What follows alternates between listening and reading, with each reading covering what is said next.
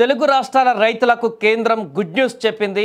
దీపావళికి ముందే అకౌంట్లోకి డబ్బులు పడేటువంటి మార్గాన్ని సుగమం చేసింది. దీనికి సంబంధించిన వార్తలోకి వెళ్లే ముందు బిగ్ అప్డేట్ ఒకసారి చూద్దాం. హైదరాబాద్ మొత్తంలో ఉన్న బెస్ట్ ప్రాపర్టీస్ అన్నింటినీ ఒకే వేదికపైకి తీసుకువస్తుంది సుమన్ టీవీ. అక్టోబర్ 18, 19వ తేదీన హెచ్ఎస్సిసి నోవోటల్లో జరిగే సుమన్ టీవీ ప్రాపర్టీ ఎక్స్పోలో best flats, villas, open plots, Deepavali offers and డిస్కౌంట్స్తో అందుబాటులో ఉంటాయి. మీరు విజిట్ చేసి ప్రతి గంటకి ఒక గోల్డ్ కాయిన్ గెలుచుకునే ఛాన్స్ కూడా ఉంది. ఫ్యామిలీతో రండి, మీ డ్రీమ్ ప్రాపర్టీని సొంతం చేసుకోండి. రైట్, ఇక వార్తలోకి వెళ్తే దేశవ్యాప్తంగా ఉన్న రైతులకు కేంద్ర ప్రభుత్వం మరొకసారి గుడ్ న్యూస్ చెప్పేందుకు సిద్ధమైంది.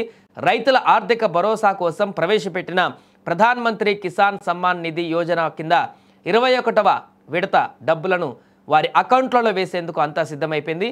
ఇక కొన్ని రాష్ట్రాలలో ఇప్పటికే ప్రకృతి విపత్తుల కారణంగా నష్టపోయిన రైతుల అకౌంట్లలో ఈ పీఎం కిసాన్ డబ్బులను జమ చేశారు. ఇక ఇప్పుడు దేశవ్యాప్తంగా ఉన్న అర్హులైన రైతులందరికీ దీపావళి పండుగ నాటికి ఈ పీఎం కిసాన్ డబ్బులు అకౌంట్లలో జమ అయ్యే అవకాశం ఉన్నట్టు తెలుస్తుంది.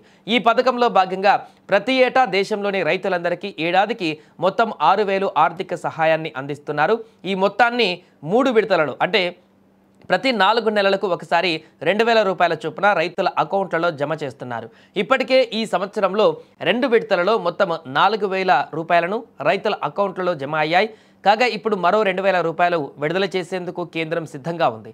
ఈ యొక్క డబ్బు దీపావళి నాటికే రైతుల అకౌంట్లలో వేసేందుకు సన్నాహాలు జరుగుతున్నట్టుగా తెలుస్తుంది. ఇది నిజంగా దేశవ్యాప్తంగా ఉన్న రైతన్నలకు శుభవార్త అనే చెప్పాలి. ముఖ్యంగా ఆంధ్రప్రదేశ్ కానీ తెలంగాణ రాష్ట్రాలలోని రైతులు కూడా ఈ నిధుల కోసం ఎంతో ఆసక్తిగా ఎదురుచూస్తున్నారు. ఈ పీఎం కిసాన్ యోజన పథకం దేశవ్యాప్తంగా ఉన్న రైతులందరికీ అమలవుతుంది. ఈ యొక్క పథకం కింద అందిస్తున్న ఆర్థిక సహాయం మొత్తాన్ని డైరెక్ట్ టు బెనిఫిషియరీ ట్రాన్స్ఫర్ పద్ధతిలో నేరుగా రైతుల అకౌంట్లలో జమ చేయనున్నారు. అంటే మధ్యవర్తుల ప్రమేయం లేకుండా, ఎలాంటి కోతలు లేకుండా కేంద్ర ప్రభుత్వం నుంచి నేరుగా రైతులకు ఉన్నటువంటి అకౌంట్లలో ఈ మొత్తం కూడా చేరుతుంది. ఈ డబ్బును కేంద్రం రైతులకు రుణం రూపంలో కానీ సబ్సిడీ రూపంలో కానీ ఇవ్వడం లేదు. ఇది పూర్తిగా ఆర్థిక సహాయం రూపంలోనే అందిస్తున్నారు. రైతులు ఈ డబ్బులను తమ వ్యవసాయ అవసరాలు, వ్యవసాయేతర ఖర్చులు లేదా ఇతర అవసరాల కోసం స్వేచ్ఛగా వాడుకోవచ్చు.